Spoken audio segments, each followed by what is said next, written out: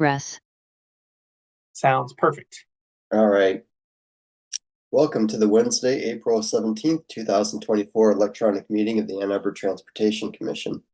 This meeting is being held electronically, but we intend to conduct it similarly to an in-person meeting. Public comment will be via telephone or Zoom only. To speak during any of the public comment opportunities, please call 206-337-9723 and enter meeting ID number 934-6385-2907 or join via the Zoom link. This information is also available on the published agenda, in the public notices section of the city website, and on the broadcast of this meeting on CTN channel 16. Raymond, if you could call roll, please. And I'll actually hand it over to Chris. Perfect. Okay. I've received regrets from Commissioner Margolis and Commissioner Hutchinson who will not be able to attend today. Please say here and from where you're dialing when your name is called. Commissioner Bolden. Here from Ann Arbor. Commissioner Briggs. Okay. Commissioner Broven. Here from Ann Arbor. Commissioner Campbell. Here from Ann Arbor. Commissioner Automaki. Here from Ann Arbor. Commissioner Hook. Here from Ann Arbor. Commissioner Keeler. Okay. Chris, I will note Larry is here. I just want to make sure that Larry can talk. I had to call back because for some reason I wasn't able to unmute. Well, we're happy to I'm here, Larry Keeler, Commissioner from Ann Arbor, and I am calling from my little office Okay. in Ann Arbor. Commissioner Lee. Here from Ann Arbor. Okay. Commissioner Briggs. Here in Yellow Springs, Ohio. Okay. And Commissioner Carpenter. Here from Superior Township. Commissioner Ramaswamy. Here from Ann Arbor. Commissioner Hess. Here from Ann Arbor. And Lieutenant Mike Sherbo.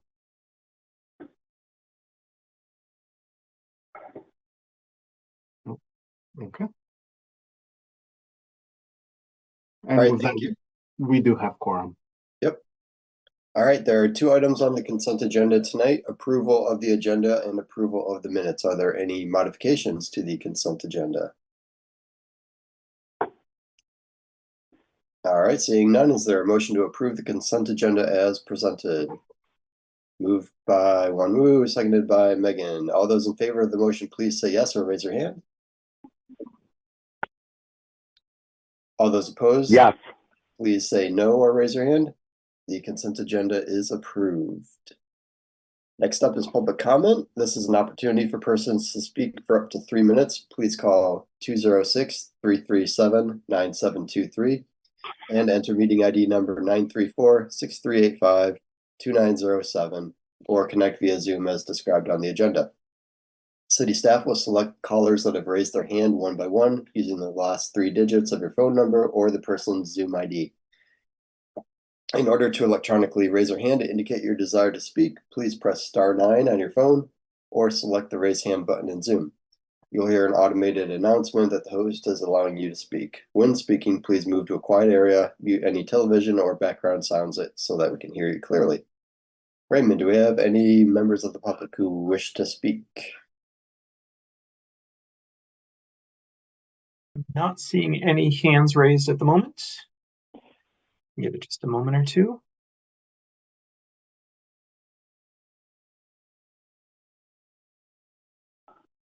All right, I guess we can move on. All right, nevertheless, thank you to those who forwarded emails to our attention. There are 5 emails, including attachments in the packet, 2 of which were added this week after the packet was initially distributed, so please take a look at those if you haven't already. There are no business items on our agenda this month, so moving into information and discussion. First up is the fiscal year 2025 budget discussion. Every year we get an update from the city's chief financial officer, Marty Prashad, on the upcoming budget that will be voted on by City Council in May. So Marty's here with us tonight to give us that presentation and answer any questions that we might have. Marty? Good evening. Could you let me know if you are viewing my presentation? Yep, looks good. All right, awesome. Thank you once again for having me here this evening on my annual visit to your commission. I'm happy to present some highlights of the annual City of Ann Arbor budget. I'll attempt to give a special attention to those areas that may interest your commission. I will try and be brief because I understand you have a busy schedule, but I am very happy to answer any questions that you have now or later. Always happy to talk budget and numbers, so please feel free. A quick overview of the budget, which City Administrator Mahoney delivered to Council this past Monday evening. We are presenting a balanced budget of $563.5 million. And that particular amount is in line with the past few presented budgets, so it's not an amount that is out of the ordinary. That budget is consisting of $139.7 million of general fund monies, 91.3 of special revenue expenditures, 144 in enterprise funds, $53 million in trust funds, and then our catch-all category of 135 million, which has things in it like our internal service funds, which are departments that provide services to other departments within the city. For example, fleet services or IT, those types of units have their own funds in which they charge other using departments. Where I'm going to focus for our discussion this evening is really in the special revenues category. That's where most of the transportation activities take place and where we fund most of those types of activities. We're going to begin with the major and local street funds. You may hear that also referred to as Act 51, Public Act 51, weight and gasoline tax, or Michigan Transportation Funds. Those are funds that are collected via the tax we all pay at the gas pump. Those revenues are distributed by the state of Michigan based on a formula that takes into account the city's miles of roads as well as their population factors. The actual funds come in two separate categories, either the major street category here in the blue or in the orange category, the local street monies. And you can see we get far more revenue on the major street side because we have a lot more lane miles of major street dollars, and then a smaller portion of local street dollars. And those have to be tracked and accounted for separately. And then we can only spend major street dollars on major street roads and local street dollars on local street roads. Altogether, we are projecting about $16.2 million in revenue this year for the upcoming year. I will say that basically is just a slight increase because, again, that is based on sales of gasoline. Gasoline sales have been rather flat. And with the economy the way it is, it's a little bit we're still kind of in an inflationary environment, and sometimes the impacts of inflationary environments don't hit the gasoline tax until a little bit later. So people's behaviors don't tend to be modified for periods of time. So we are estimating only like a 3% increase in the revenue section on that part of the budget. Moving over to the expense side of that budget, represented here in the pie chart, we have the funds broken down into how we spend those dollars. So we have a total expense budget of $24.7 million, and it's broken down into these categories. You can see the largest category by far is right-of-way maintenance, and that accounts for, obviously, maintenance that occurs in the right-of-way. It includes things like snow removal, sweeping, pothole filling, road capital maintenance. It also includes activities we do as far as maintaining crosswalks that are in the right of way, traffic islands, anything that's in the right of way that requires maintenance is handled in this area. In the next largest category, which is the orange category of just over $4.3 million, is what is referred to as traffic control. And those are the types of things in the right of way that obviously control traffic. So those would be traffic signals, both pedestrian and vehicular, as well as signage, both pedestrian and vehicular. Even pavement markings and paintings on the roads that control traffic and parking, those are funded out of this category. We have a little bit of debt service in this fund. This slice of pie here in the yellow, debt just over $800,000. That specifically is the amount of Act 51 revenue that is sent over and parsed out and sent to the Alternative Transportation Fund. And we'll talk about that fund a little bit more on the next slide. And then finally, this other catch-all category represents some administrative cost as well as some ancillary IT cost, internal costs, municipal service charge, things of that nature in this category, along with things like traffic engineering. Let's see what else is in there. Systems planning, asset management, those type of things are in this category here. As promised, next moving to the Alternative Transportation Fund. This is really a subset of the Act 51 funds. What Act 51 requires us to spend 1% of our annual allocation on alternative transportation projects, and the city overall far exceeds that amount. You can see here is the trajectory of the transfer that came into this fund, local and major street funds, again, represented by the blue and the orange. This outlier here in fiscal year 21 was an increase that was necessary due to the transportation project that occurred at the Allen Creek area where the pedestrian tunnel was inserted. So the fund had to be influxed with dollars coming from the major and local street funds. So we had to send over an additional $1 million to wrap that project up. And you can see, again, it's gone up slightly over time, and again, kind of remaining flat, but just over $800,000 comes into this fund. Now, when we talk about expenditures in this fund, again, we have the pie representation to show you how we're spending this dollar. But what I would say to you is, when we do maintenance in Act 51 in the previous slide, it includes anything that is in the roadway, be it motorized or non-motorized. In this fund, it would be strictly an allocation of maintenance or capital that involves only the non-motorized portion. So for instance, the protected bike lanes that require specific maintenance or equipment or special labor, those get expensed in this fund, and they're not commingled with the previous funds that we talked about. Moving on, another fund that we see significant expenditures towards transportation and road expenditures is street, bridge, and sidewalk millage, which is a longstanding millage that the city of Ann Arbor has been fortunate enough to have. The millage itself, let's see, this fiscal year is generating $15 million. So you can see here, it's represented by the blue. That's the actual operating straight millage. And then we have transfers from other funds to cover their fair portion of specific projects, investment income, and construction reimbursement. So if you look at fiscal year 24, you see an outlier.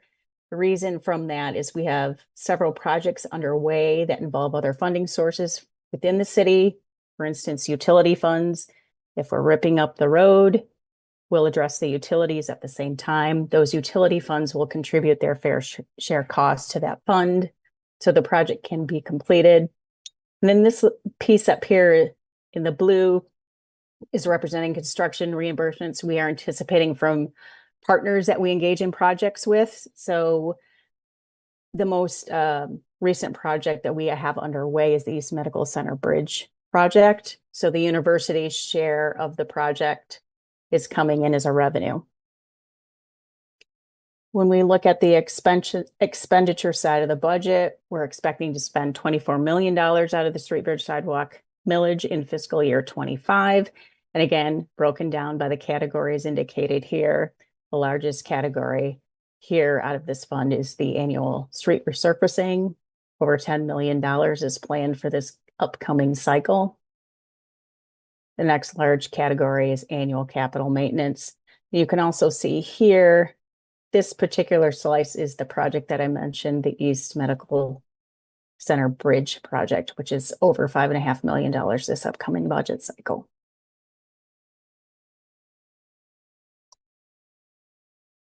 In addition to those special revenue funds, we have 3 other millages within the city of Ann Arbor that have portions of that millage allocated towards transportation activities. The first is the county mental health millage. 20% of that millage is allocated to pedestrian safety, which accounts for $573,000 in the upcoming budget. That $573,000 will fund the 3 programs listed there. A portion of the streetlight replacement program, crosswalk and lighting upgrades, and then just under $300,000 in traffic calming funding for the upcoming cycle. Next, we have a particular millage that is strictly set aside for sidewalk construction or sidewalk gap filling. That millage generates about $2.3 million annually, and the projects listed there are what engineering has planned for the upcoming cycle. And finally, the climate action millage. That is also a 1 mil millage, which generates just over $7 million a year, and $700,000 of that millage has been allocated to the transportation programs listed below: crosswalk upgrades, street lighting upgrades, and bike lane infrastructure. This next slide represents just really a list of everything that we have included in the budget. I shouldn't say everything. The major programs that we have included in the budget that are in regards to active transportation in the various funding pots. So I think we covered most of these items with the exception of the road reconfigurations. We have $100,000 in the fiscal year 25 budget that adds to $200,000 that we already had allocated to this program.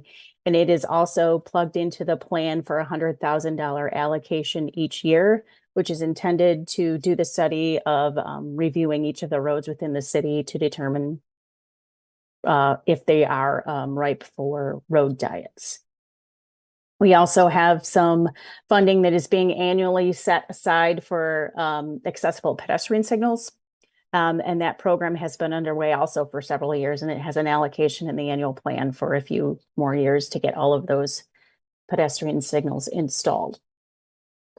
The sidewalk repair program is an annual program that goes through certain portions of the city and corrects sidewalk issues there.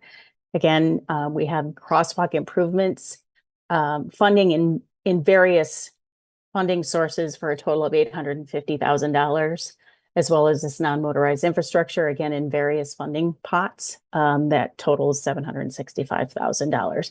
So what we could piece out is like $6.3 million, but as I tried to explain previously, it is not representative of what we spend in active transportation projects. It's just what we could piece out easily. We also have grant proceeds that are currently underway. The American Rescue Plan was allocated $2 million of the $24 million that allocated to the Vision Zero implementation. To date, we've committed $653,000 of that $2 million.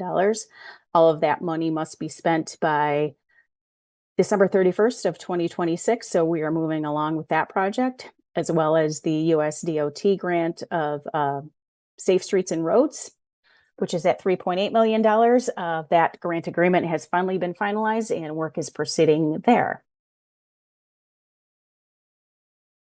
In addition, we are in year 3 of the city's issued road bond that it was to address street repairs.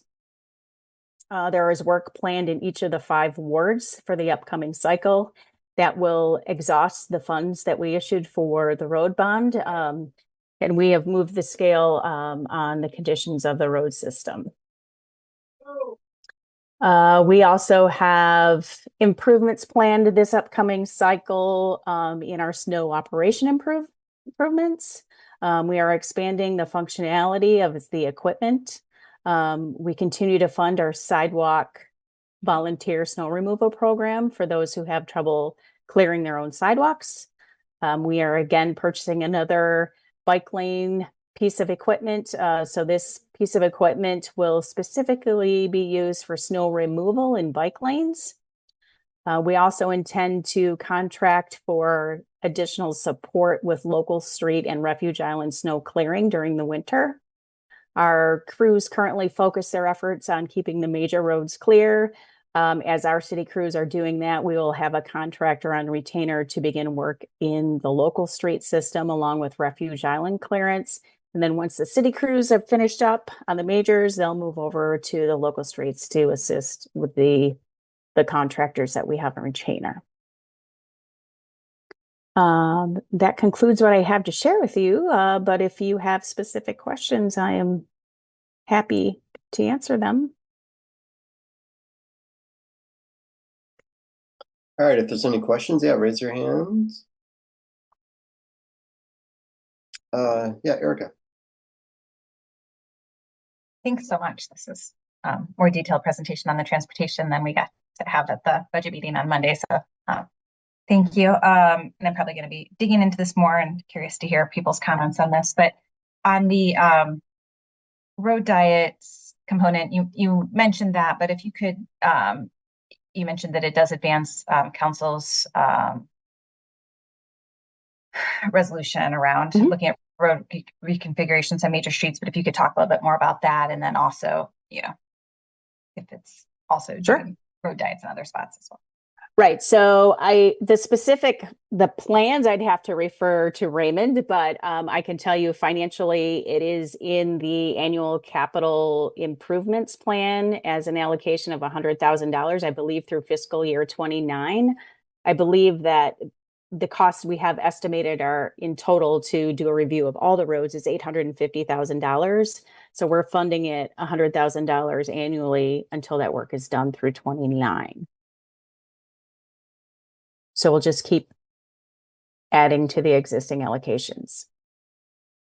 Sorry, wouldn't that add up to $500,000 as opposed? Well, we funded it in 22, 24, and 20, and proposing in 25. So $300,000 to date. Okay, yeah. I guess I'm thinking of the new. Oh, the 850. Yeah.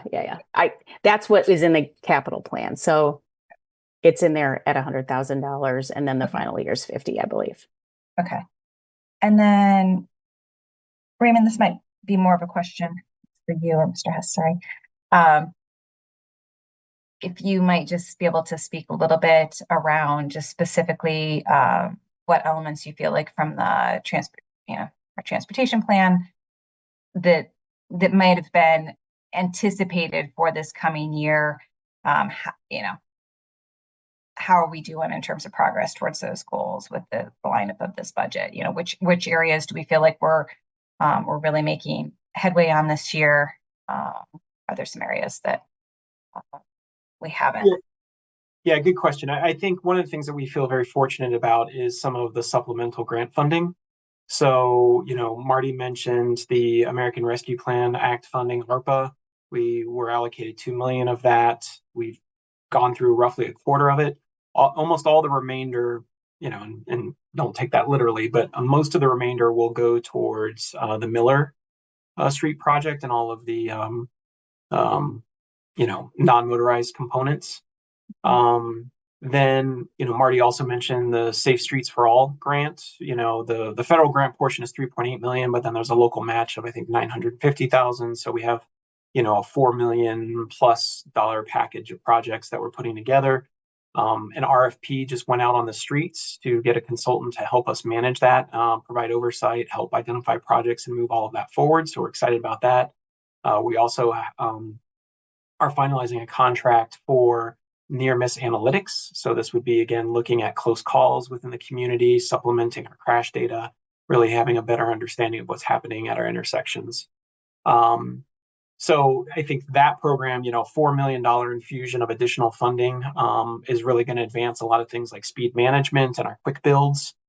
So for example, you've been hearing me talk about taking all of our existing buffered bike lanes and upgrading those to protected bike lanes. That will be implemented through that Safe Streets for All grant. We actually are submitting NEPA documents to Federal Highway Administration to make sure that it meets all environmental clearances. And then the last supplemental funding that I really like to highlight is the climate action millage. Again, kudos to the city and the residents of Ann Arbor that supported this. There is a carve out for transportation improvements, like Marty mentioned. We are using that as a match for a lot of these other initiatives. So climate millage is largely going to match that Safe Streets for All grant. It's also going to match some of the carbon reduction program funds that we got a year ago from Southeast Michigan Council of Governments. So it's nice to have sort of that unencumbered sort of, and that's not really the right word, that probably use of that probably made Marty cringe a little bit, but this sort of funding source that we can use to help leverage other grant opportunities. And so quite frankly, I mean, with our small, mighty team of 5 people, we're doing everything we can to just advance those existing programs as best we can. And so I think, is there more that could be done? Sure, there's always more that can be done. Could we absorb that with the capacity we have? Probably not. It would be very difficult for us to take on additional projects given all the things we're juggling right now. So the good news is, I know you've been hearing me say it for a while, I do expect to start seeing some very big transformational projects this year. Miller Ave project, for example, is going to incorporate, speed management elements. At least that's the design that we have out on the streets right now for bid. And then even as we move into things like the speed management program and some of these quick builds, and taking all those protected bike lanes, like 11 miles of bike lanes, and protecting them, it's going to be fairly transformational. So yeah, there's a lot on our plate. I think we're excited about some of these opportunities, and yeah, I'm pretty excited about how the budget's shaking out and supporting the work that we're doing. Great, thanks. And then just one more question for me, if you might be able to speak a little bit. There's a fair amount of funding in there for streetlights replacements, and just obviously that is something that is called out a little bit in the transportation plan, but it's not. I guess just speaking a little bit to kind of the funding needs around that, or kind of, I'm not sure it's called out quite to the degree that maybe this funding might suggest, but I thought it might be helpful to speak a little bit more about the need around that. Yeah, there's a good clarification that's probably warranted there. Some of that funding that Marty highlighted is dedicated to installation of new streetlights. In particular, we focus most of our new streetlights on providing positive contrast lighting at crosswalks, right? So there's a crosswalk that doesn't have sufficient lighting. We want to make sure we get in there and do that. We've been kind of going through that list for a while. We made a lot of progress. There's still a few on the list that we need to get through, and we hope to do that. The replacement program, the first bullet on the slide that you see before you, streetlight replacement at $530,000. This is capital preventive maintenance, but oftentimes you think of that in terms of street resurfacing. This is actually related to our street light assets. So, a lot of our street lights in town are, decades old. And so we have an asset management plan that goes through and identifies the condition of the luminaire, the fixture, as well as the pole. And if any pieces of those look like they're nearing the end of their useful life, we don't want to wait for the pole to fall over or for the light to burn out. We go ahead and proactively replace that. That project is currently under design. We have a consultant, Spalding Decker, that is going through the asset management plan and identifying a program of improvements. They're going to put together a bid package with assistance of staff, and then we hope to put that bid package out on the streets for an RFP or a bid later this year. And then they would go around and make a lot of improvements to streetlights. For example, just as one example, there are some very outdated streetlights downtown. I'm sure many of you are familiar with kind of the globe fixtures, but there are a couple of fixtures, and I forget which street they're on. They're kind of on the east side of downtown that we call the flying saucers. They're this very peculiar luminaire that shoots up at a little shield that bounces it back down. We no longer support that light. We can't even find parts for it. So that would be a style of light that would be up for replacement through that $530,000 capital preventive maintenance project. Thanks. To be clear about that 530, so 425 of that 530 comes from the general fund, and then 105 comes from the county mental health millage, the 20%. And I know we did some survey work and we're trying to around sort of the luminaire and the lighting component of it, putting a plug for as sensitive as we can towards the dark skies. There's those tendencies can be to put in really bright bulbs that are I think unnecessarily strong.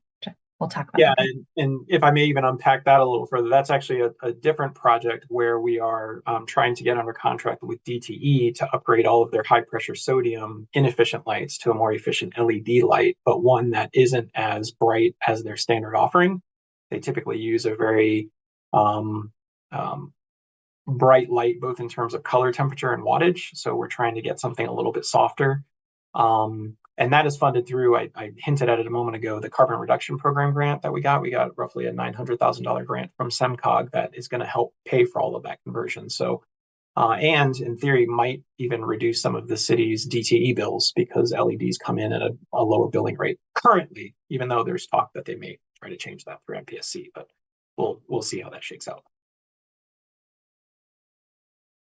I had a question about the county mental health millage refund, I guess, that we get, and will we get currently 20% of that that comes to the city? The alternative transportation fund gets 20%.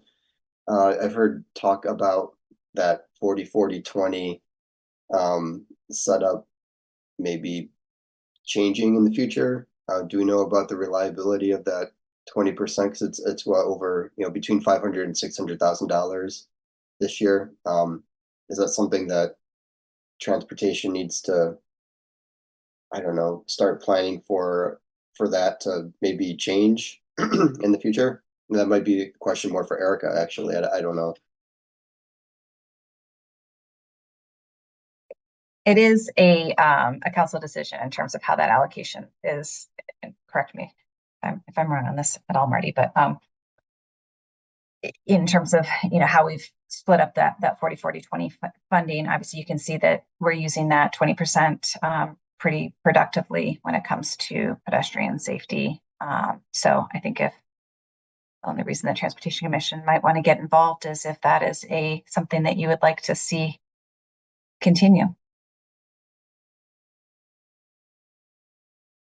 So you're saying that we need to take action to promote the continuance of that, or I'm saying that as it certainly could be a point of debate, future debate, as to how that funding gets used and how it gets reallocated. The mayor certainly brought that up as a point, that a lot of these, how we split up that funding, we now have millages that cover some of these different areas, and so there's question of whether or not some of those allocations that have been committed to by resolution previously, if they should be, if we should reconsider it within this budget framework. And so I think there's certainly an opportunity to that others might be thinking about those funds, and if that's something that those who are interested in transportation are interested in seeing move forward, it's certainly an opportunity to speak up.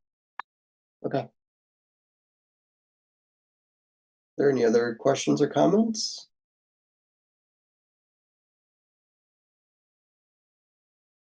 All right, seeing none, as always, thank you, Marty. It's good to see you every spring. Thanks for coming by again. Thanks so much. Have a good evening. Thanks, you too. All right, next up is the Get Downtown update. The Get Downtown program is part of the ride and provides important transportation services like the Go Pass for transit.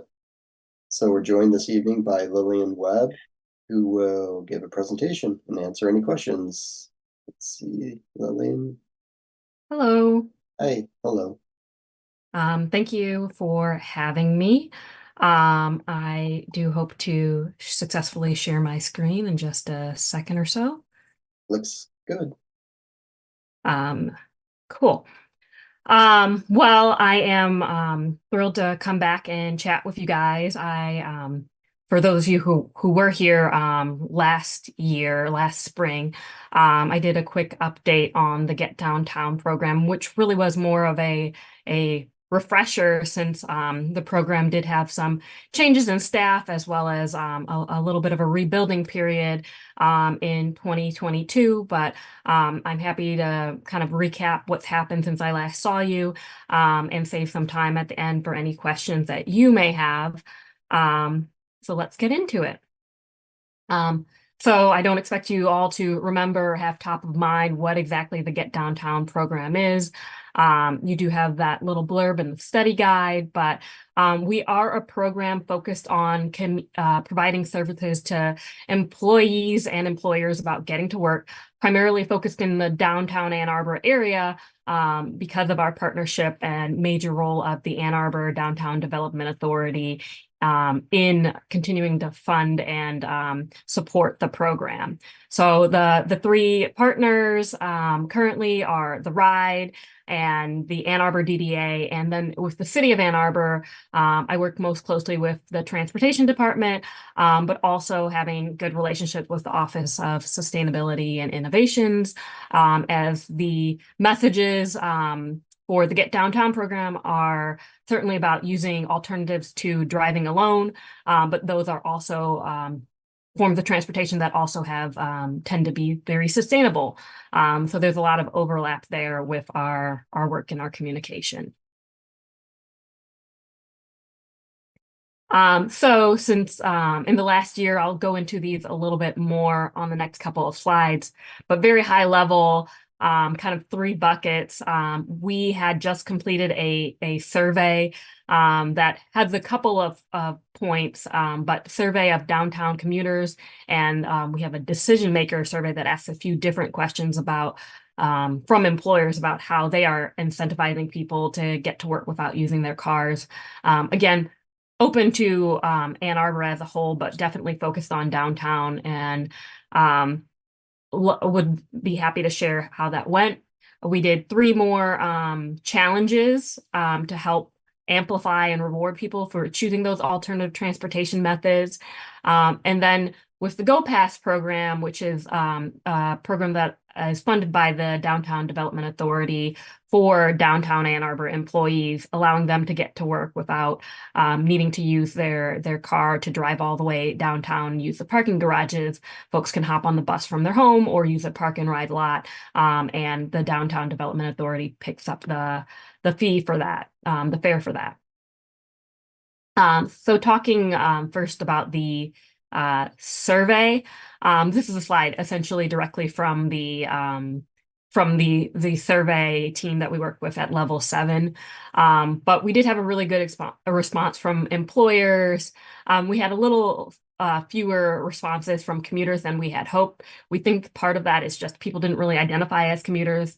When we have folks teleworking more than they were in 2018, which was the last time the survey was done, it just might not be top of their mind. And we had to rebuild a lot of relationships.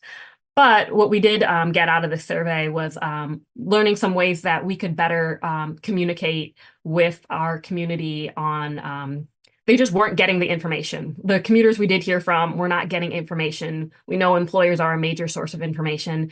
Employers didn't necessarily feel it was a priority, understandably so in a lot of cases, given what they were going through over the last couple of years, but we wanted to get back on their radar. So we've been working on adjusting our communications and what we are offering to our community members as a result of seeing the results of this survey. Some of the other things that we learned that people were living further away. People told us that they, more so than in 2018, they wish they could live closer and be able to take different modes of transportation. And environmental sustainability was more of a something that was on people's minds versus congestion. Traffic congestion wasn't as big of a motivator as it had been. So those are things we're taking into consideration as we continue to encourage people to use alternative sustainable forms of transportation. And what that might look like is we tried a new challenge in September of 2023. The World Car Free Challenge stars happened to align where Green Fair fell on an International World Car Free Day. And so we did a mini challenge that invited individuals across our community to join our challenge. Our challenge winner here, Spencer, was taking the D2A2 from Detroit to Ann Arbor. He worked in downtown Ann Arbor. He happened to hear about it at the Green Fair. So really that collaboration with OSI helped us bring a new person, not necessarily into alternative commuting, but helping to tell the story of this is something that people do. So those are always helpful messages to share with our neighbors. And they certainly, those who did participate certainly reached a lot of really great milestones in terms of walking, biking, carpooling, and using our buses. We were able to run Conquer the Cold again this winter. We were able to meet some of our highest point total getters and hear some of their stories. If you're following Get Downtown on Facebook and Instagram, we are communicating these stories and this information about the neighbors in our community who are choosing to walk and bike in this case and why. But we are also reporting out those facts about the estimations about greenhouse gas saved and that sort of thing, since it is important to people to see what the quantification of their efforts are. And then looking back to almost a full year ago on the Commuter Challenge. The Commuter Challenge does run in May, so it's upcoming. Sign up is open now. But just to shout out some of our winners from last year, we had 4 different sides categories where we were inviting workplaces to work together to get as many of their colleagues involved in using alternatives to driving alone. We got a shout out on social media for one of the winning teams of just kind of highlighting why this program matters to them, even though they're already providing bicycle benefits. We love seeing exemplars like this and helping, again, our community members understand that this is something that is achievable and that others are doing, and it's perfectly acceptable to take what they're doing and implement it at their own workplace. So moving on from the 3 challenges, the Go Pass program had another impactful year. We were actually able to crunch the numbers of the last Go Pass season and take into considering what parking rates were, how many trips people took, and just parking and gas. A conservative estimate is almost 5 million in annual savings for those downtown employees who participate in the program. I think the number used for gas was like $3 because that's what it was in December at the time we did the calculation, which is certainly really low. So this number is probably a lot higher. And then, of course, there's the impacts on fuel saved and greenhouse gases of switching those trips to a shared form of transportation that's energy efficient, like the bus. So with the Go Pass program, it's not possible without a strong partner like the Ann Arbor Downtown Development Authority backing it, but it is a successful program that has been going on it started in 1999. We'll be working on celebrating 25 years of a kind of a successful program that encouraged people to consider an alternative besides parking and continues to this day. So I think I got through everything pretty quickly and want to offer you the opportunity to ask any questions to me. But of course, I also have an ask of you, which is we love seeing our community leaders who are active, as demonstrated by your rules here, sign up for the Commuter Challenge. And we'd love to see you on the leaderboard. Hopefully, even if you already take alternative forms of transportation, it's nice for other people to discover that they're not alone.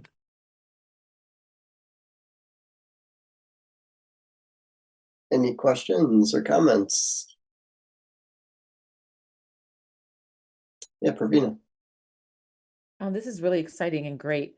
How will this be disseminated out to through employer to the community? Is there like a media plan? How will we get people to do this? And then is it going to be measured at the end? And the event being the commuter challenge. Yes, sorry. No problem. There is a media plan. It's typically goes out in folks who've already been involved. We recruit them to continue involvement. We push it out on social. It goes in the rides newsletter. It goes in the DDA newsletter. Office of Sustainability. Like it goes out pretty widely. Anybody who wants to put a blurb in, we certainly welcome that and ask it. So there's hopefully it will be seen by many. Erica. Yeah, thanks so much for the great update. One thing I was wondering, I don't know if you've calculated it recently with the GoPass usage. Do you know how many? I remember a study many years ago that kind of took a look at how many parking spaces weren't getting filled in our parking structures as a result of GoPass usage. I don't know if you've been looking at the numbers that way, since and obviously the DDA is funding it partially because it's it's not pushing demand for more parking downtown. I may have calculated that. It is kind of a wonky number to look at. I think our one of our like the website we use for the commuter challenge does do some calculations like that for us. But it is kind of obscure sometimes how those numbers come apart. So I don't have that number handy with me right now. Yeah, no, that's okay. And I'm not thinking about it so much for the commuter challenge, more for the GoPass usage, but commuter challenge might be interesting too. But thanks, appreciate it. Yeah, one move. Yeah, thanks for a great presentation. Good seeing you. How can the Transportation Commission help? I mean, obviously, spreading the word out to, our respective jobs and, employers and things of that nature. How else do you think we could help? Yeah, I think it is being aware of these challenges really does help in a lot of ways. Knowing that it is our neighbor and not necessarily, sometimes we have ideas in our head of who is someone who could commute by bike, or it's someone who has a better situation, whose life is maybe different from ours. But when we do these challenges, we find that they are people with responsibility, then who also have errands to pick up on the way home. And so it does help to outside of the challenge, within the challenge, continue to tell your story of how you're using your even if it's just once a month, that the stars align for your schedule to bike instead of what you typically do or use the bus. Just making that effort and making it public that you went through and tag us. We're at Get Downtown on social media. If you're tagging us, we're happy to elevate those messages where appropriate of our community taking alternative transportation. Gotcha. Oh, yeah, absolutely. I think making it anecdotal and making it kind of like relatable is huge. So great. Thank you again so much for an awesome presentation. Any other questions or comments? I just had one more. I'm so sorry. That's fine. Go. I was just thinking, we're less than a month away from the challenge and Earth Day is coming up, and it may be an opportunity to promote the sustainability piece of this when bringing a different audience that may not be following the mentioned pieces. Sometimes when I think about, encouraging people to think of alternative ways of transportation, they may not understand the benefits and see it from the light that you just presented. So maybe the sustainability side, maybe a way to get interest for people to ride or take the challenge.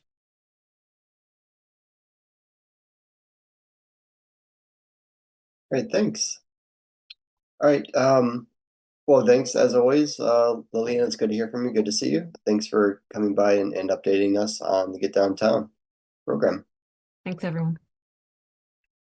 All right, next up is the crash response protocol. The commission requested a presentation on the city's response to serious crashes. So Lieutenant Sherba will talk through the police department's procedures, and Raymond, I'm sure, will chime in on what the engineering department does after a serious crash as well. I think is it Lieutenant Sherba? Oh, Thanks, Brett. Appreciate it. And appreciate the opportunity to speak with everyone this evening regarding our crash response. And I'll give a little bit of an overview of a basic response and then detail more serious and advanced crash reconstruction, things like that. So typically our officers will respond to a crash scene after receiving a call from either a witness, someone involved in the crash, bystander, etc. So we'll get dispatched. So our officers who are already working the road head to a crash location, and we'll do an assessment. The officer will have some idea, generally, on the way there, what the crash involves as far as the seriousness, because typically the reportee will have some indication, it's serious, there's an ejection, the car rolled over, things like that. So we'll typically have some indication of the seriousness of the crash. But again, the road patrol officers who are already on duty and already working are the ones who are first on scene. And if it's a basic crash, a minor crash with minor or no injury, the patrol officer who's there will conduct an investigation on scene. They will then document their findings on the state crash form, which is called the UD-10, and those get filed with the state and then retained on record. For crashes that are more serious, and we define that by like a debilitating or life-changing type injury, a fatality, something that's going to likely change the course of someone's life as far as their injury of a serious nature, the officer on scene will realize that, hey, there's something more serious here than just a basic crash, a fender bender. We've got to make sure we do this, the investigation accurately, potentially call in an investigator to help out with the scene. So in that case, the supervisor will respond, and then the supervisor, again, who's already working the road, will make the determination, do we need advanced crash reconstruction here? If the answer is yes, and typically, again, it's if you have a significant injury or, someone gets transported, someone potentially dies in the crash right on the road, things like that, we know it's a major crash. We're going to have the crash investigation team respond. So the supervisor on scene will get a hold of our department crash investigation supervisor, which is Sergeant Pederley. He fields or heads a team of crash investigators. We have both investigators who have advanced training, then we have reconstruction trained officers, which is even more advanced than advanced. So it's like the advanced and then the super advanced, which is called a reconstructionist. And then determining on, again, the severity, will call out our investigators, our crash team to come have a look at the investigation. And sometimes they'll be on scene within an hour or less because someone is working who has the crash training. And at times they get called in the middle of the night or called from home and have to respond to a longer response time. In those instances, our patrol officers will hold the scene down to allow the crash investigators to arrive and document the location of everything. They've got special equipment with laser devices that can measure different things like skid marks and yaw marks and damage and debris in the road and all those things like that. If warranted, their investigation could also include the removal of what's called the EDR, which is Event Data Recorder, which some people call the black box, like you think about a plane with a car, I think 2014-ish and newer, have these boxes that are accessible by computer equipment. So they can say, okay, what was the speed when the impact happened? Was an airbag deployed? Was braking involved? All these things like that factors, and they determine what happened kind of in the crash, and then are able to determine a fault of a person or if there's any other mitigating factors, those are all also included. So once that is complete, and that can take a long time because we can tow the vehicles away, we can store them at one of the local tow yards, and then the investigation sometimes is lengthy with interviews with injured people that maybe aren't able to provide a statement right away. So that can take quite a while to get some of these investigations done. And in the meantime, once the preliminary investigation or the scene is, we'll say, cleared, and we know it's a significant accident, what our patrol officers do is they'll let me know, and then I will let Raymond know, hey, we've got a serious crash here. Here's the documentation information that I have so far, and I'll provide him everything that I can that I'm able to release to him that day or the day after. And then Raymond's team can discuss on what kind of happens from there. But the engineering department will take a look at the area, the intersection. They'll look at things like street lights and traffic lights and trees and field line of sight, things like that, to determine, is there anything else in here that we need to look at from an engineering standpoint that maybe could have contributed to this situation. So I don't know if you want to add anything to that, Raymond. Yeah, thank you, Lieutenant Sherber. I think you really hit the nail on the head. The first thing that we try to do is really scan the existing infrastructure to see if any of it is failing, right? So if there is a flashing yellow pedestrian sign, like a rectangular rapid flashing beacon, we want to make sure that it's working when actuated on both sides, making sure that the lights are signaling, what have you. We also, if the crash occurred at night, we want to go and make sure that the street lights are operating properly. We also take a look at like pavement markings, things like that, to make sure all of that is in good condition. And so that's kind of our initial scan. And then we will often kind of think through if we kind of get enough details on the contributing factors to the crash, we may also start to think through, other more holistic changes. One of the things that I think Lieutenant Sherrick can often or might be able to back me up on is a lot of times there's a sort of behavioral component, and we try to think through how much of the infrastructure may have contributed to that behavioral misjudgment, for lack of a better term, versus just being an inattentive driver or whatever the case may be.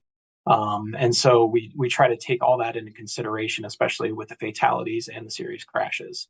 And then if there's something that needs repair, we program that immediately, because obviously if the infrastructure is failing, we want to make sure that we do that as soon as possible. And then if there's a bigger capital project or a longer term investment or some sort of change that we might consider, we start thinking through some of the processes and programs that we can leverage to actuate those changes. Some are easier said than done, obviously. Some fixes can be done within existing budgets, but some fixes might be big and need to be programmed through the capital improvement program and or through the city's budgeting process. So it's really just a function of, really understanding kind of what contributed to it and trying to figure out, what those countermeasures could be.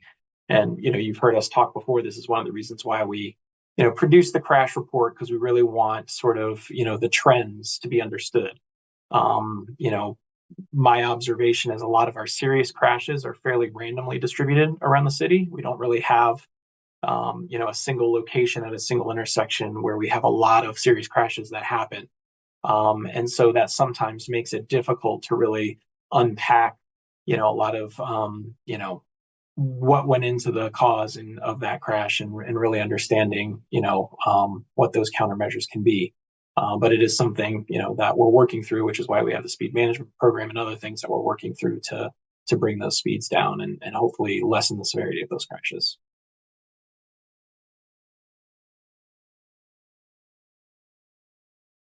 One thing I wanted to add, just to piggyback a little bit on what Raymond said, and this also touches on Pete, your website and crashes in Ann Arbor, which I think you've done a real nice job there documenting a lot of things. And you mentioned kind of the human error factor, and that's something that's tough to measure sometimes, but I think have to realize that that's always going to be there, and we can do everything we can to try to mitigate that. But with distracted driving and other things like that, the human error is going to be there, and we just, I guess, have to try to do what we can on our part with the enforcement side and the investigation side, and with the things that Raymond and his team do afterwards to try to mitigate that. But ultimately, there's that human factor that I think just need to kind of put in the back of your mind, that sometimes is no matter what we do, how perfect we can make the streets and everything like that, there's still a possibility that accidents are going to happen.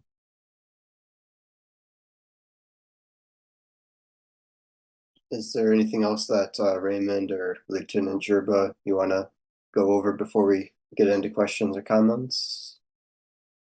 That was all I had, and I'm happy to answer anything going forward. Lieutenant Sherwood, maybe if you just want to spend a quick moment talking about the UD10 and kind of just the standardized form, because while I think it's very informative and it helps us quantify and get details on a crash, there are also, it's a standardized form at the state level. It has a couple shortcomings, especially like e-scooters. We've heard you report on that past. So maybe if you could just not obviously go through it field by field, but just kind of give an overview about what that is and how it helps inform both investigations and also, and then I can follow up what we do with that information as well. Sure. So the UD10, again, that's the state crash form, and every agency in the state uses the same form. And ours happens to be electronic. Most are electronic now.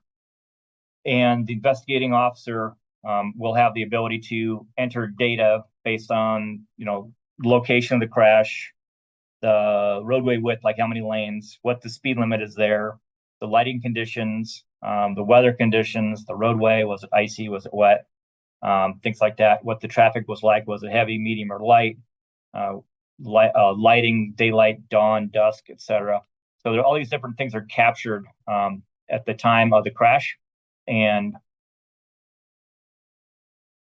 then you've got the basic information on the drivers, any passengers that are in the vehicle, obviously their insurance company, their vehicle information. And then it captures what the term they use is called action prior. What were they doing right before the crash? Were they turning left? Were they braking? Were they stopped already? Were accelerating? And then what happened then? It had an impact with what we call a motor vehicle and transport, which is any car that's on the roadway. So impact with motor vehicle and transport, then ran off roadway, then hit a pole. That could be a sequence of events, as they call it. So there's any number of things that kind of document a play-by-play of what happened. And then any crash that has an injury will require a diagram. So the officer will actually draw the intersection out and will draw the cars and a little sketch of exactly what happened. Now, the advanced investigators do a lot more detailed investigation with measurements and things like that I mentioned earlier. So their diagrams and documentation is much more in depth. But all of them, all the data gets captured either basically on the basic form, and it's in the most simple crash. More serious, you'll get a diagram as well, and then you could get an advanced investigation on top of that. And I'll just kind of recap what I mentioned a month or so ago on some of the capture regarding vehicles. It's a little bit confusing, and we try our best to get our officers all on the same page. But for example, if motor vehicles involved, then obviously that's pretty simple. So you check the motor vehicle box. But if a bicycle is involved, okay, could be a bicycle with 2 wheels, 3 wheels, could be a tricycle, could be a razor scooter, so a 2-wheeled with you stand on it, but there's no motor. Now, if you throw a motor on that, then it becomes a motor vehicle. Same thing with a electric bike.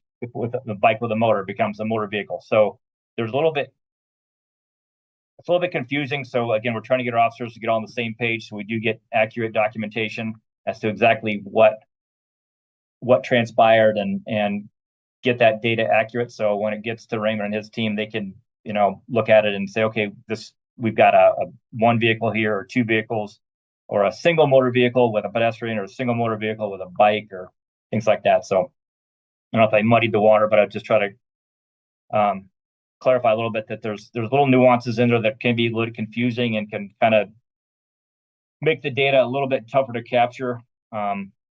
Pete's been good about finding our mistakes. Usually when we make them, as far as like what type of vehicle it was, if it was a scooter, hey, that was motorized, it should have been a motor vehicle, not a scooter, and things like that. So trying to get the message out again for officers to be consistent so we get accurate data. Thanks. Let's open it up to questions then.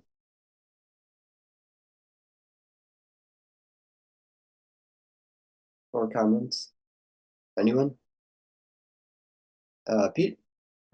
Thanks for putting this presentation together, Lieutenant Sherba, and thanks also for plugging my blog, crashesinannarbor.org.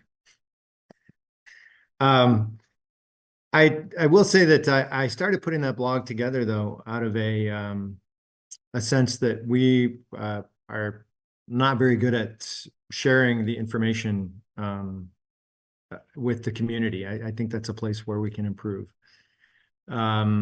That people need to understand or have easy access to know where serious and fatal crashes have happened in their neighborhoods. So that was the main reason why I wanted to put that information out there. I will add though that I only at this time focus on serious and fatality crashes that involve non-motorized users. So that's the focus of what I'm most interested in part because those are driving the stubborn level of serious crashes that we have in the city and even contributing to the year-over-year increase that we have seen from recent years.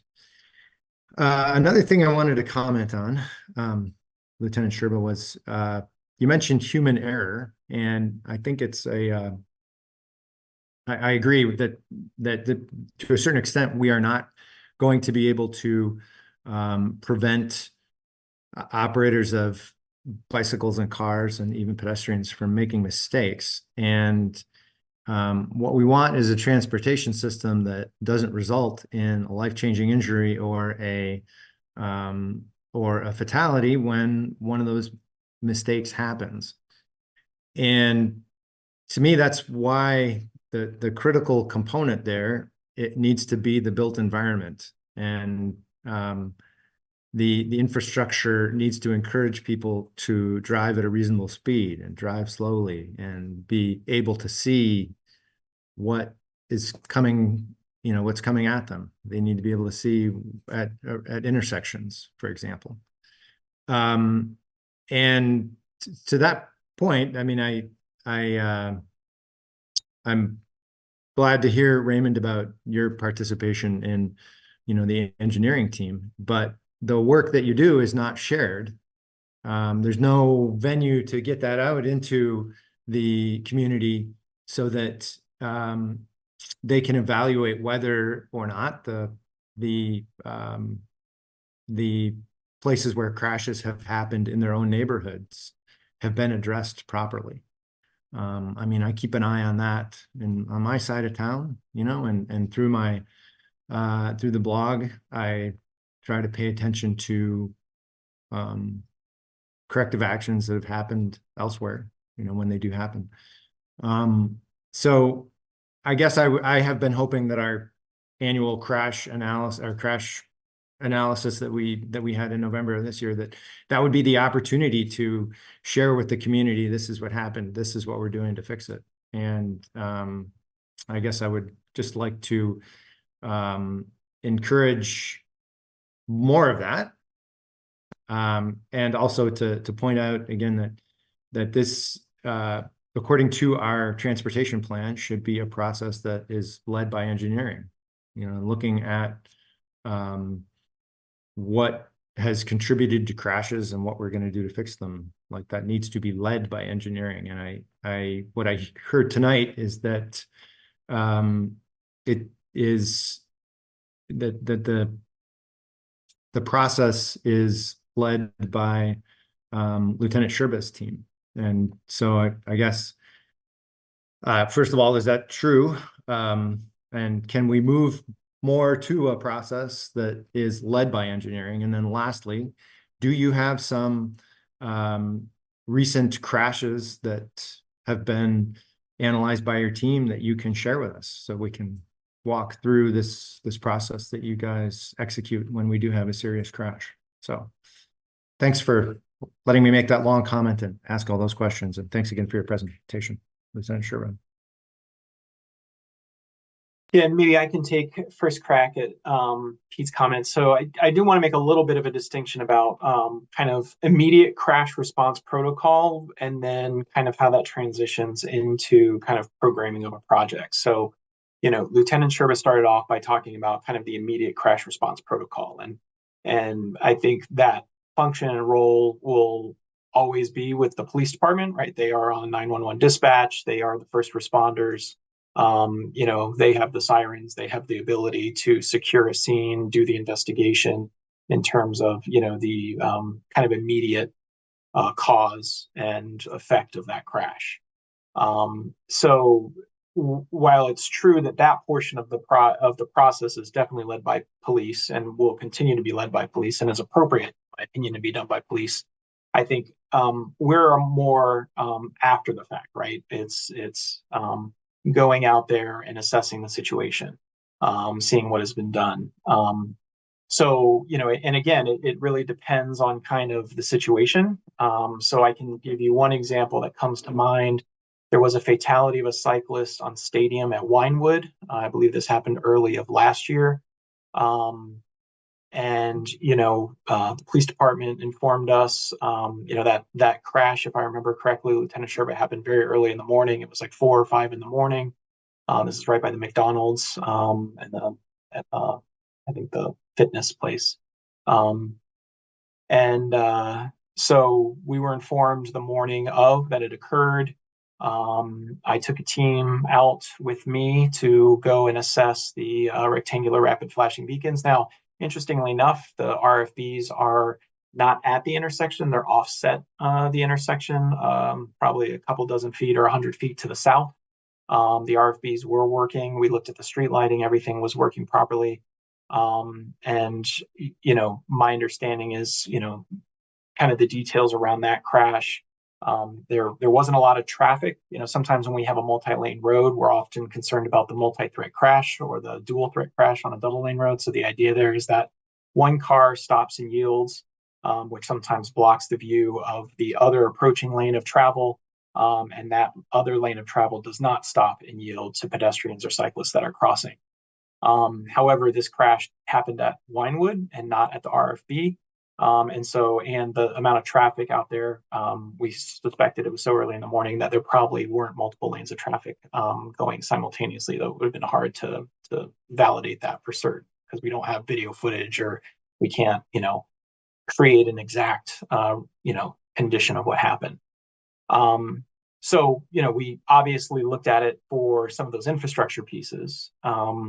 And then, in terms of longer term programming improvements, we didn't have anything immediately programmed for that location based on what, we were able to determine. But we, knowing what we know now and where council's priorities are, we look at things like the road diet resolution from council to look at all multi-lane roads and see if they're appropriate for road diets. And so, a lot of these crashes that might happen on multi-lane roads will be assessed for, possible road diet.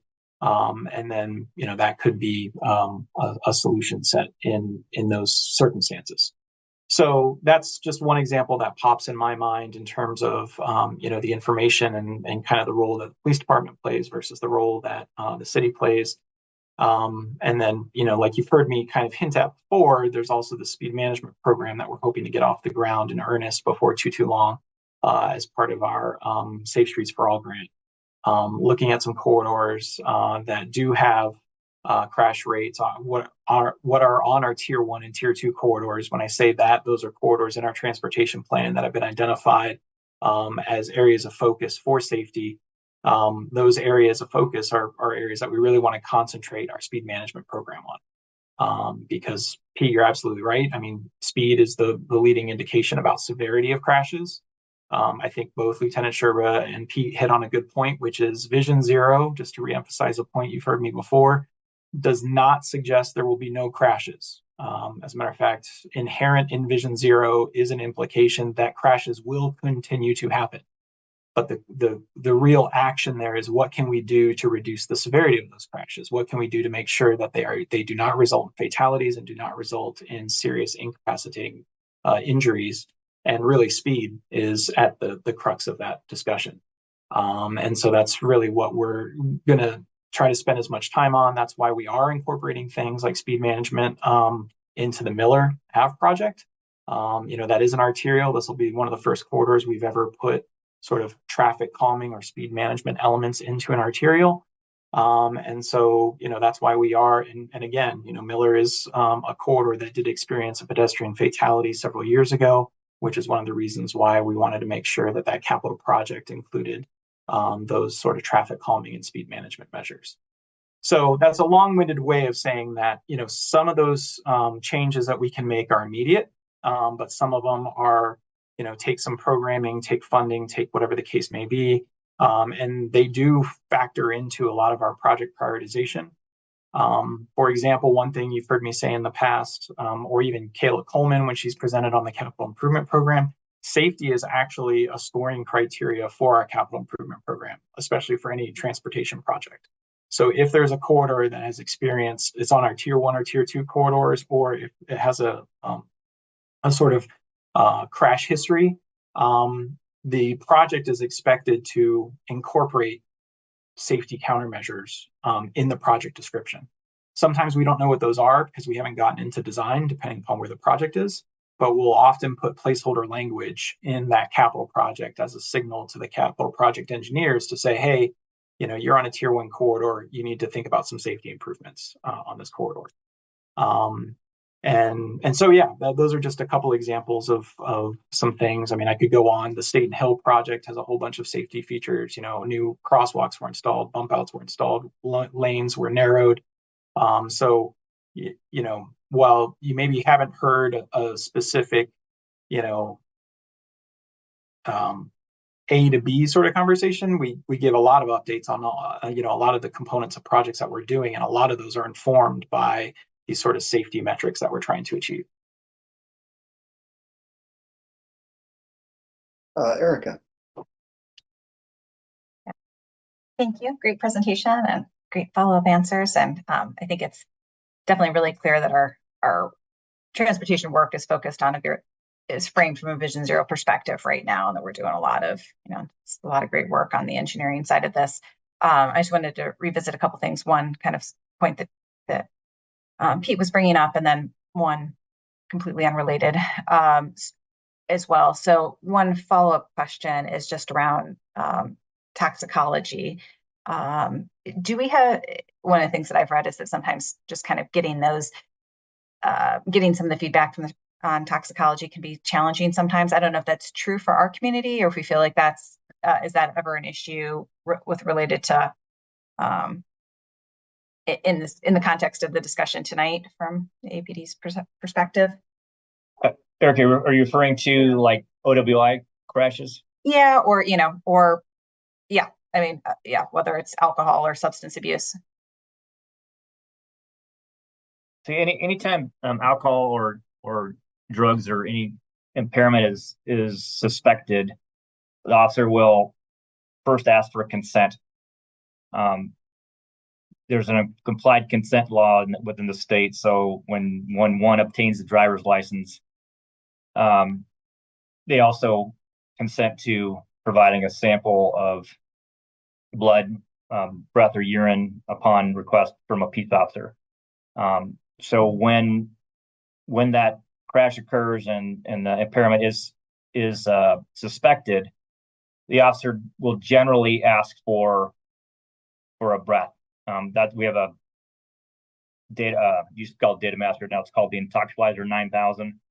Sounds like something out of Back to the Future, I don't know. But it's the small device to measure breath alcohol content. We've had at the station, and last year, through the Michigan State Police, they outfitted all PDs with the same breath analyzer, which is good for consistency. So we'll ask for that consent. Now, if there's a refusal, typically there'll be a warrant sought for blood.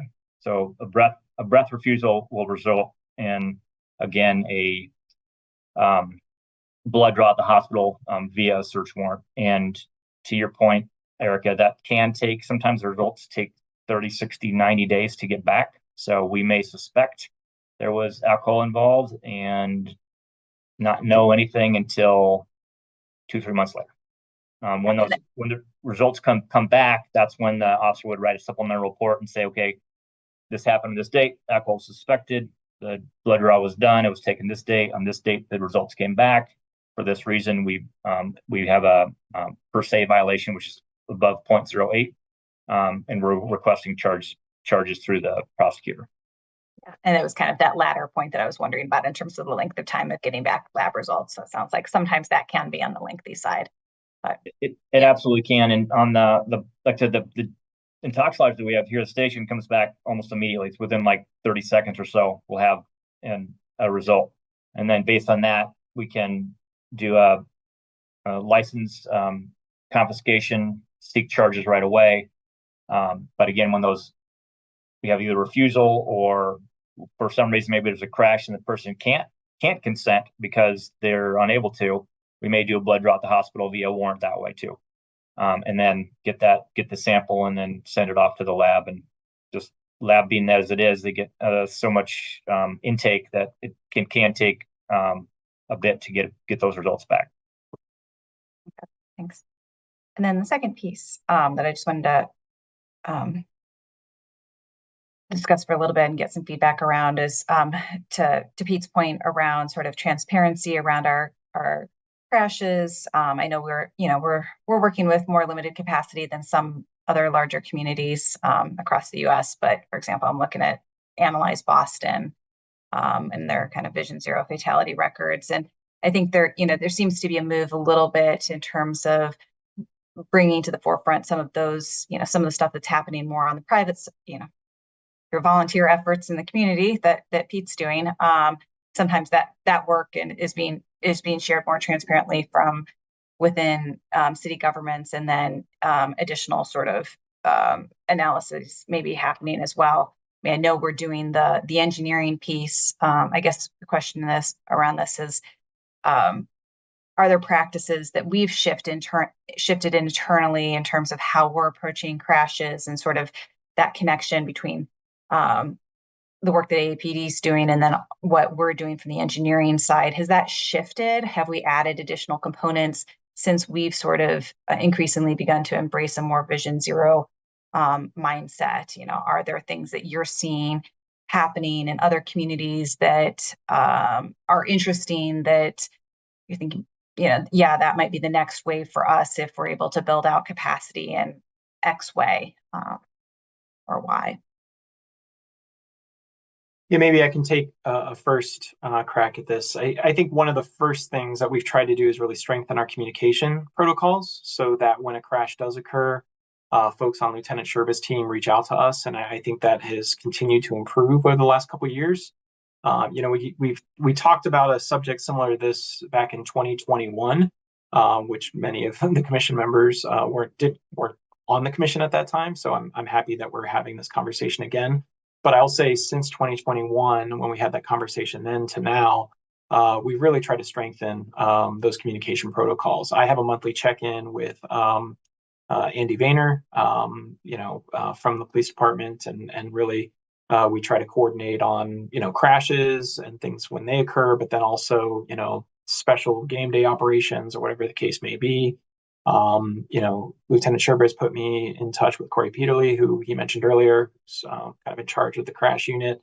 And so I've had a couple conversations with him. So I think really just sharing that information back and forth is really critical so that we understand, have a shared perspective about what's happening, and kind of those roles and responsibilities. And then when a crash does occur, we know who to call. We can talk to one another pretty regularly, and we feel comfortable doing so. And I think that's one of the improvements I've seen since 2021 when we last gave this presentation.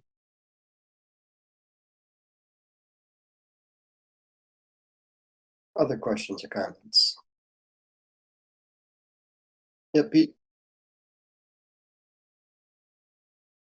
So, Raymond, it does sound like the engineering team is putting a lot of effort into, visiting crash sites and reviewing them.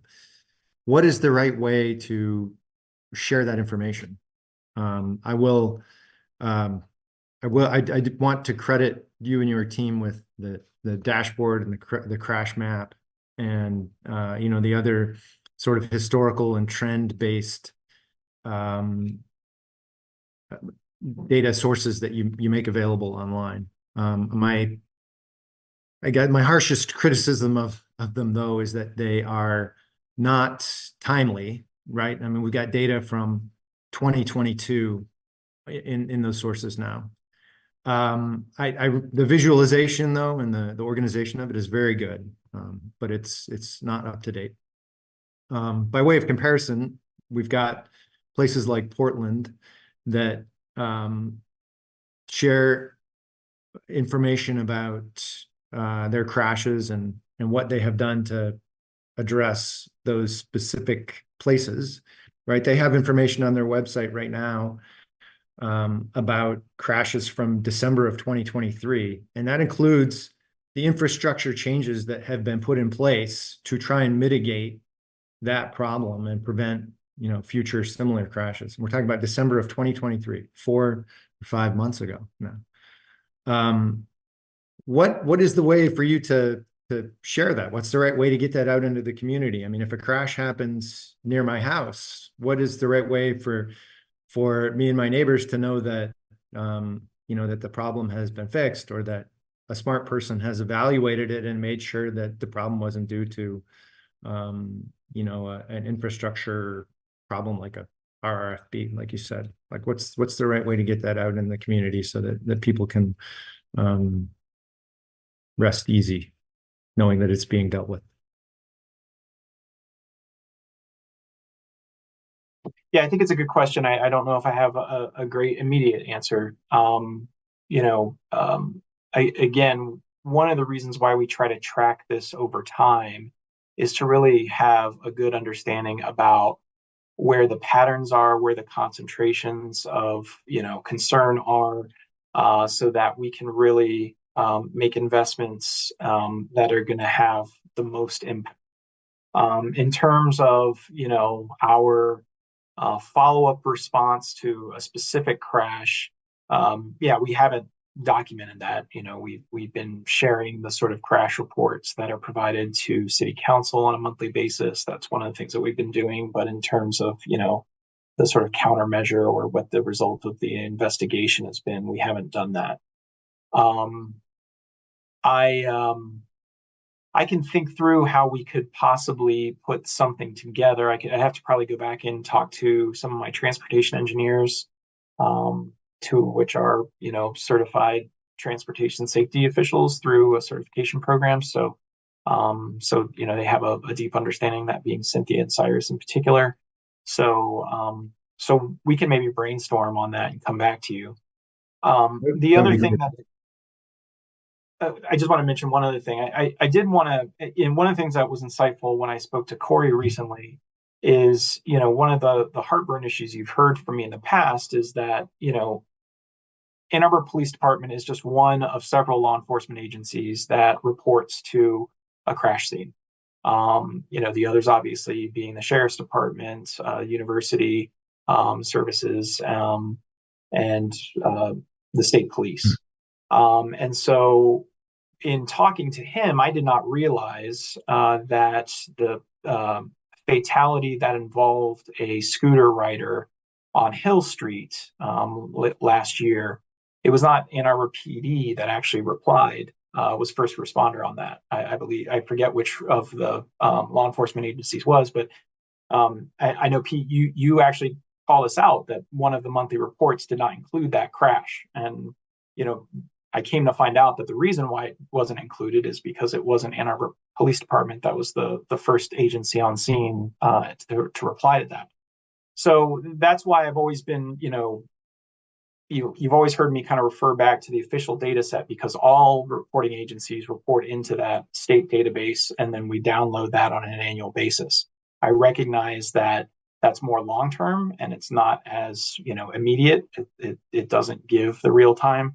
But that's one example of how there was that blind spot, both in terms of what Ann Arbor Police Department reported out to City Council, and why I found out about it through the news article, and why someone from AAPD didn't give me a call, because they weren't the reporting agency. So again, it's it's a little bit of a blind spot. It might be one that we can solve for, but one of the things that we're just trying to think through in terms of what happens when other law enforcement agencies respond.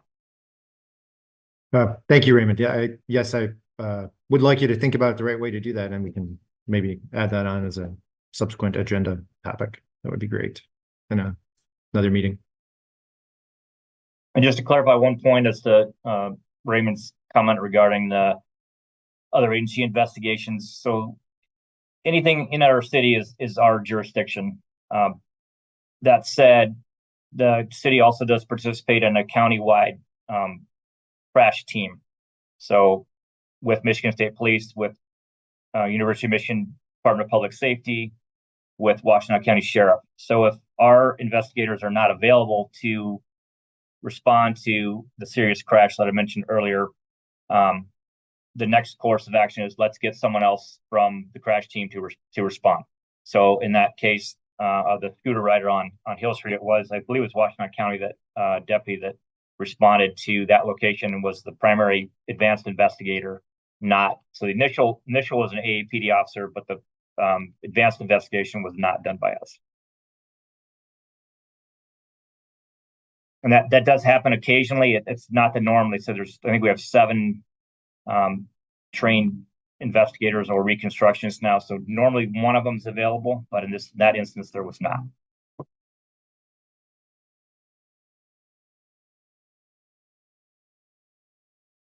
Any other questions or comments? Yep, Erica. Sorry, I thought it was done until you made that last comment. But on that point, do you feel like there's a pretty common approach? I mean, obviously they're going through the same training and using different, but is there any difference in maybe how the county might approach an investigation like this? I could just, in terms of thinking about this, obviously it has quite an impact if there were across the county. So just curious. Yeah, I'm going to say I believe so, but I'm not on the crash team myself. I know they all have the same training no, I'm sorry, don't have all the same. They all go through the same training. They're probably all at different levels within their investigator or reconstructionist status. But because they are all trained by the state police, I believe that the protocols and the investigative techniques they use should be consistent from one agency to the next. And they do also joint training where they all gather together. And so I'm going to say, to the best of my knowledge, yes, that would be consistent from one agency to another.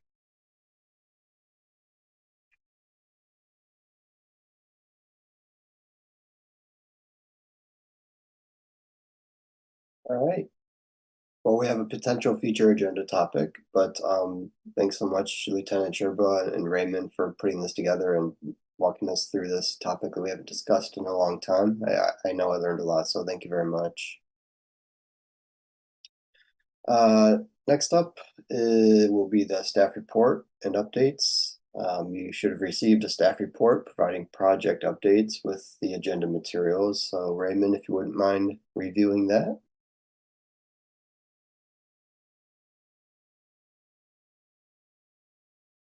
All right, so I will go through and highlight the changes. There are a couple projects at the beginning of the report that we kind of recycle just because they're, they have some good links and things like that. So the 2023 resurfacing project that will wrap up this year, and then, the 2024, there are no real project changes. Sidewalk gaps, the same thing. So we tend to just recycle those month over month because they tend to be a topic of interest. State and Hill projects. I'm sure you are probably well aware, as much of the community is, that construction season has begun. The good news is it started a little early because the weather was a little bit more favorable. Normally, frost laws don't come off until right about now, mid-April, but by end of March, things were looking pretty good. And so some projects picked up that first week of April. So the good news is projects have started. The bad news is projects have started. So it's a little difficult to get around certain parts of town. Some of those are city projects, but I remind a lot of interested callers that I get that not all projects are cities, right? It's some of it is related to the L. Bell Field University of Michigan dorm project. Then there's private development. And so when you kind of put all these things together in a shortened construction season, it tends to be sometimes difficult to make some of those detours unavoidable, and sometimes getting around certain parts of town can be difficult. So we recognize it can be hard for the traveling public, no matter your mode of transportation, but sometimes it's unavoidable depending upon the work that's programmed and approved to be carried forward. So anyway, State and Hill has started. It's expected to finish up in August. East Medical Center Drive, construction also just started. So there are some kind of signal changes that are in effect over there at Maiden and Fuller. So a lot of that is just some prep work, and some of the heavier work will come a little bit later. Miller Avenue, we've been reporting on this in the past. Not a lot of changes. We did update the project description to include speed management, just to make sure we highlight that as part of the project scope.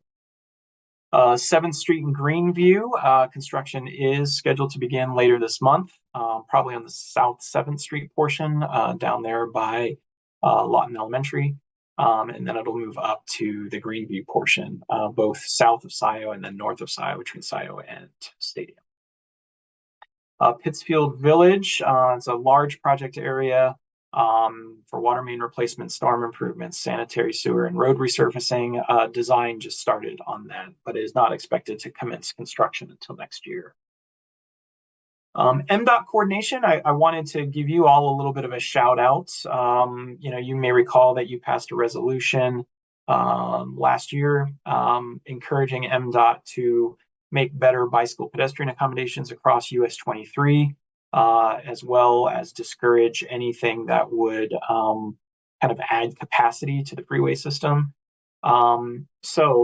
Interestingly enough, we have seen some preliminary designs from MDOT that they are taking at least part of that resolution seriously.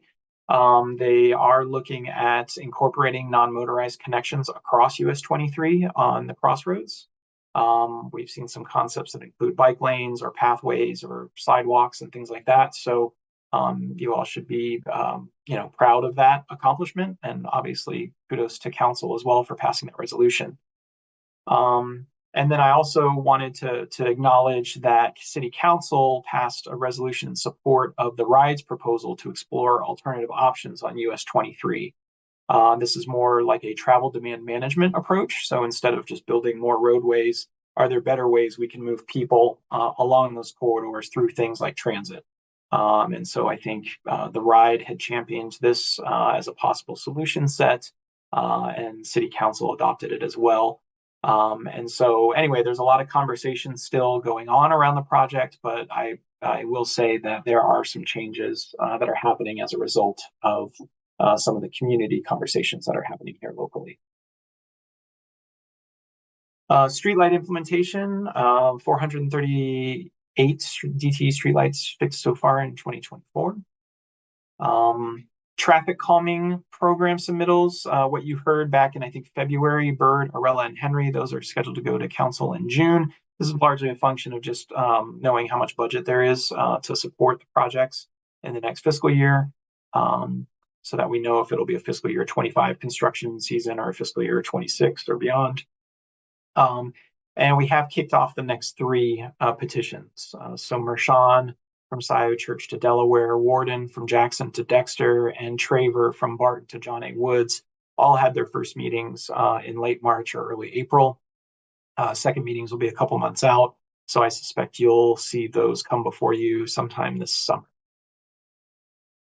Quick build programs, we did close the survey, got nearly 250 responses, and we'll give you a summary of what we heard, hopefully in May. The annual snapshot, I covered this last month, but I think someone had noted that the link dropped, so I went ahead and put this one back in just so that you can access the link. So again, if you haven't had a chance to look at that, it does talk about some of the accomplishments in the last calendar year for 2023. Safe Streets for All, we are finally kind of out of the stuck mode. It took us better part of a year to get a contract finalized with Federal Highway Administration. That was done in, I think, late January, early February. So then we finalized all of our RFPs. There's an RFP on the street right now. So if you know any good consulting firms and would like to see them help us advance, Vision Zero work through this Safe Streets for All grant, please let them know. It is focused specifically on grant administration, quick builds, and speed management. So some very high profile and impactful projects. We did break out near miss analytics through a separate RFP or actually through a separate contract because we felt the skill set was maybe a little bit different. So we are finalizing a contract with a consulting firm to assist us with that program oversight as well. They'll be helping develop the RFP for actually getting a vendor to come in and provide the near miss analytics for us. So again, there is some movement on this, these aspects of the project, which is exciting. An update from planning is the update to the Unified Development Code, and in particular, updates to transportation impact analyses. So if you aren't aware, one of the things my team does is anytime there's private development, whether it's a single family residence home in a neighborhood to a 18-story building, multifamily residential, mixed use, whatever the case may be, I assign those reviews come in through the project and permit tracking program, which is now called Stream, before it used to be called Track It. And we review those for transportation impacts. Now, smaller projects are not very impactful. Single family residence is not very impactful when it comes to transportation, but as you can imagine, a giant 18-story building would have a much bigger impact. So there was some outdated language in the code that talked about level of service and trying to maintain a level of service C. That level of service was largely focused on vehicular level of service. That is outdated. None of our contemporary policy documents suggest we should be maintaining level of service for vehicles. So what we did is instead kind of update it to be multimodal transportation impact analysis. So the idea is we really want to understand impacts to all modes of transportation. What are the impacts to pedestrians? What are the impacts to transit users? What are the impacts to cyclists and vehicle users? What is the total number of trips? What does that trip breakdown look like, right? How many people are expected to walk? How many people are expected to bike? How many people are expected to use bus, so forth and so on? And how well does the project accommodate it? So this change and kind of update to those code requirements went to Planning Commission, I believe late last year, and then did go to City Council last month for first reading, and I believe was approved just the other night, on Monday night. So we've actually kind of informally been doing this for a while. We've been asking developers for being more thoughtful about having a sort of multimodal approach. But this kind of cements it in stone now. So then that way there's no ambiguity. It's not us trying to overreach and ask for something that isn't required. Now it's spelled out that it is required, and it is aligning with kind of best practices. So it does help us really think through, can we get crosswalk improvements as part of a offsite improvement that's required by the developer? And we've done that on several projects over the years, but this really helps cement that. We're continuing with our Lunch and Learn series. We have one more in the current series related to maintenance of traffic for bicyclists during construction. And then after that one's complete, we'll probably reassess. Again, as a reminder, these education encouragement Lunch and Learn series are really for internal staff, because what we're trying to do is really make sure that multiple departments across the city really understand the Vision Zero plan and are really trying to kind of work it into their daily lives and the work that we do day in, day out. And then I'll defer the right updates to Mr. Carpenter when we go to commission members and their updates. Thank you. Any questions otherwise on the staff update? All right, then moving on to liaison reports. So any commissioners who serve as a liaison to another body or organization are invited now to provide a brief report. Wanu. Thank you. We had a few annexations of township islands near Huron River yesterday or last night at Planning Commission. Not particularly relevant. The only other site plan that may be relevant is on Hoover. I think it's 126 Hoover. It was a site plan for the redevelopment of a car repair facility. It's right across the street from Hoover and Green, but it will be an expanded car facility. But that being said, yeah, it's right next to the stadium, but complied with all regulations. So just want to give you guys a heads up. As far as transportation, similar to the State and Packard update that you guys had, there were 2 PUDs. I think council's already heard one of them, but there's another one coming to council on Packard and State. That one is about, I think, like 15-ish stories. It's a pretty significant parcel assembly. And one of the things that we talked about at planning was just how daunting that intersection is at State and Packard. The cross sections are not really conducive for legibility for any modes. Is it cars? Is it pedestrians? And so with that being said, if you are able to create a lot of density kind of through the use of PUD on that southern side, then perhaps the emphasis towards pedestrians can actually happen, because it's kind of a weird dead retail zone down there. So but I think that one should come to city council pretty soon. That was about 3-ish weeks ago. So other than that, yeah, that's pretty much about it. So just wanted to give you guys a heads up. Thanks. Thank you. Matt? Thanks. As Raymond said, discussions with MDOT pertaining to US 23 are going very well. City Council did support the idea of asking them to work with us on a TDM solution instead of adding roadway capacity. We've had one discussion. I'd characterize it as a very constructive brainstorming conversation. And other than that, we're very busy beginning the public involvement for the rebuilding of the Ypsilanti bus center in downtown Ypsilanti. And got a lot of requests going into the federal government this week for grants for zero emissions buses. We're very excited about that. So that's moving forward. That's all I have to report. Thanks. Thank you. Erica? Yeah, I already spoke a little bit to the budget process, but just wanted to speak again to it. So everybody should know that council will adopt annual budget at the second meeting in May. And so we had the formal budget presentation on Monday night. Obviously, we got transportation, kind of that broken down from a transportation perspective tonight. But if you want to dig in more on this, you can go to the city's website, and I'm going to try to get a link actually on the budget process page, but you can right now find the full draft budget book, which is long. I think it's like 400 plus pages. So you may not want to read every page, though.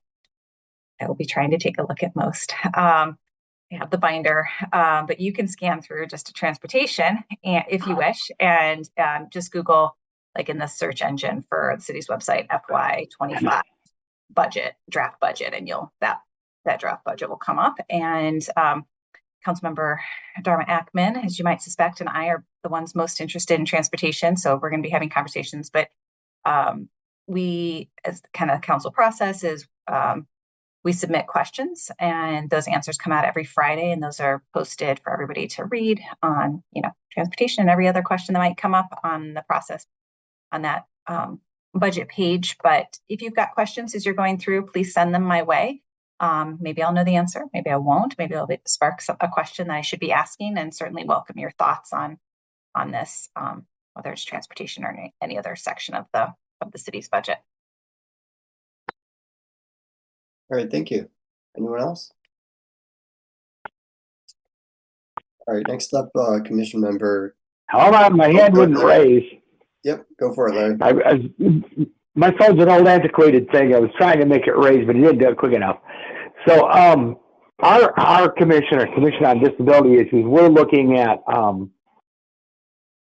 trying to make one of the things we're looking at is if they keep the restaurants open on weekends in the road, such as Main Street, where they close the road.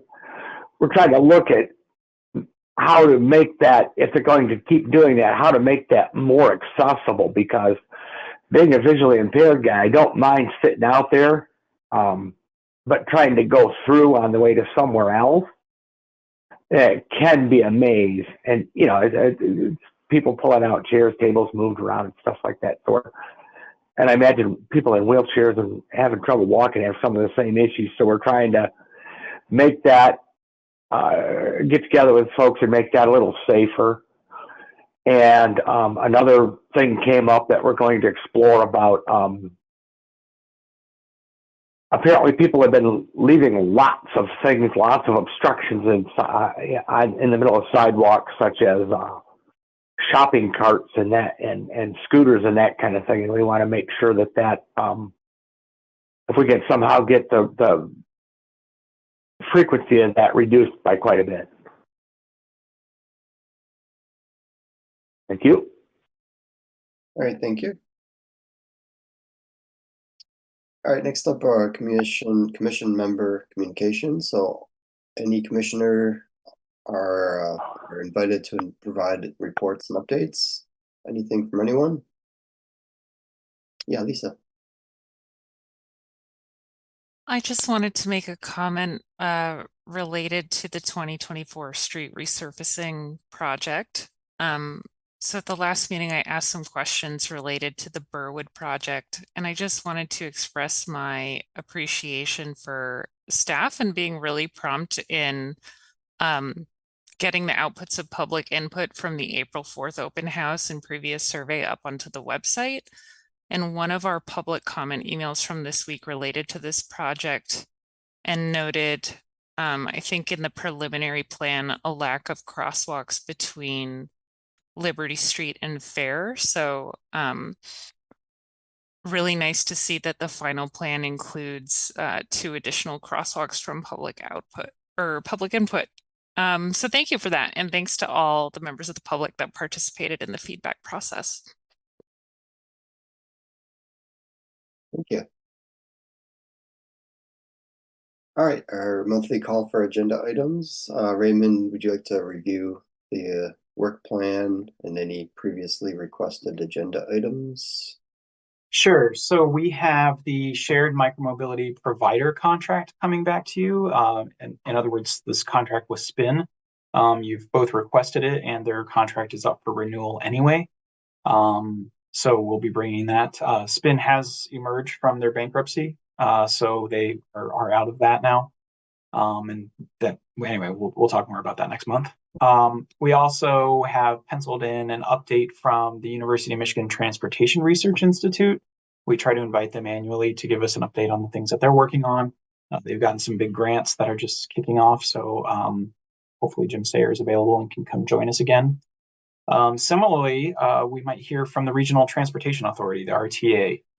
They might come and give us an update. And then another one that's been requested by this commission that I wasn't able to get together for tonight's meeting, but hopefully we can by next meeting, is winter maintenance, this last winter in review, so the 23-24 season, and just talking about, you know, what the plan is going forward. You heard a little bit about that tonight during the budget process, but maybe we can kind of go a little bit deeper on that.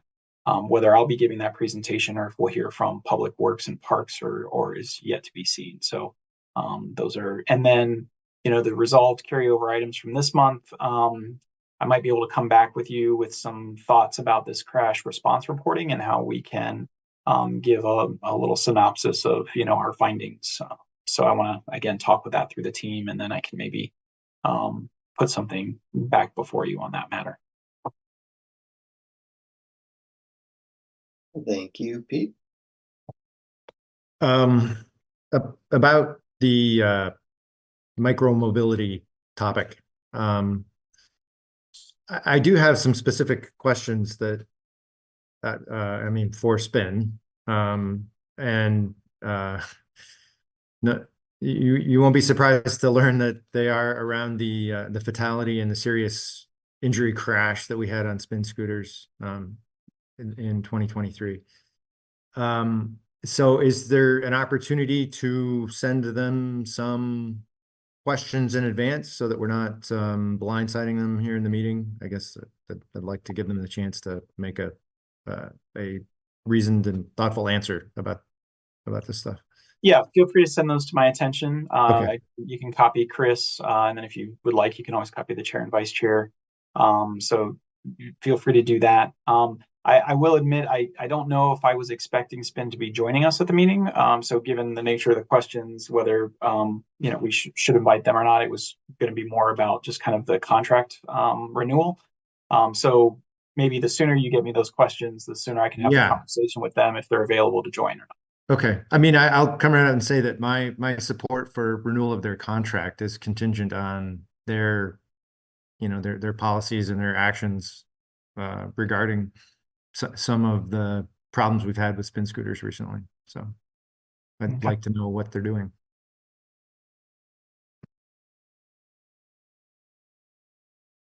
All right. As always, if you have any other topics or ideas for agenda items, just send them along. Happy to hear them. All right. The next meeting will be held on Wednesday, May 15th, 2024 at 7 p.m. That will also be a virtual meeting. And if there are no objections, we will adjourn our April 17th, 2024 meeting. Seeing no objections, this meeting's adjourned. Thank you.